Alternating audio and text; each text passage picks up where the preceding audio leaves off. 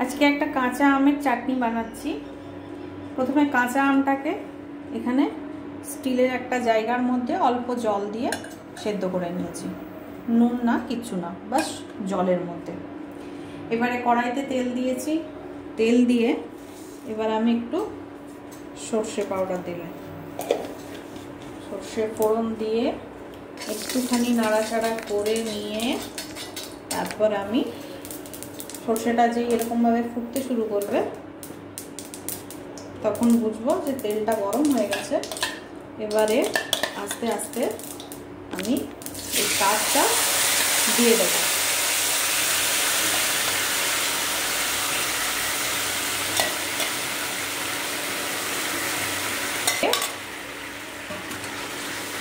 এবার এটাকে একটু নাড়াবো এরকম করে, সামান্য নুন দেব, একদম সামান্য, একদম অল্প নুন দিয়ে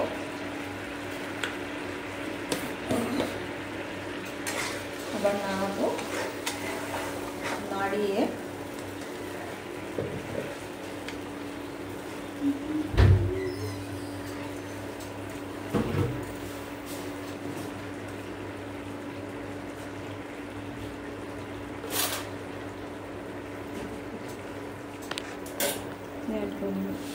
এবারে এর মধ্যে আমি চিনি দেব।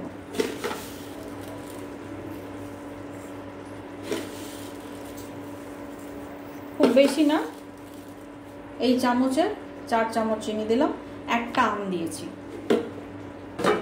এবারে এটাকে নাড়িয়ে দেবো। এর মধ্যে কিশমিশও দেওয়া যায়, এর মধ্যে কাজু বাদামও দেওয়া যায়, অনেক কিছু দেওয়া যায়। এবারে চিনিটা আস্তে আস্তে গলে আসছে।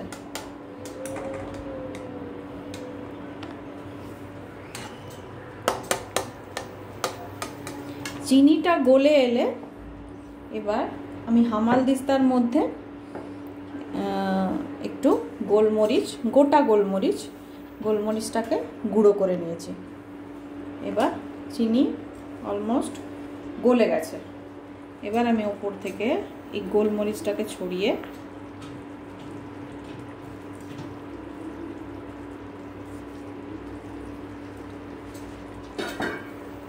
ঢাকনাটা বন্ধ করে দেবো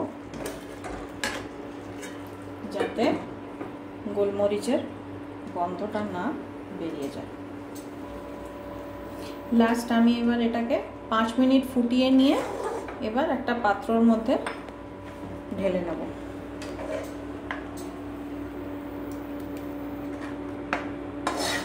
গরমে এটা ভীষণ ভালো শরীরের জন্য।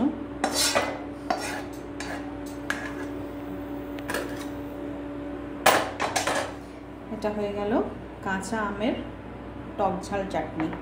কেউ এটার মধ্যে একটু লঙ্কা গুঁড়োও দিতে পারে, বাট আমি লঙ্কাটা দিইনি, আমি শুধু সর্ষেটা ফোড়ন দিয়েই করেছি।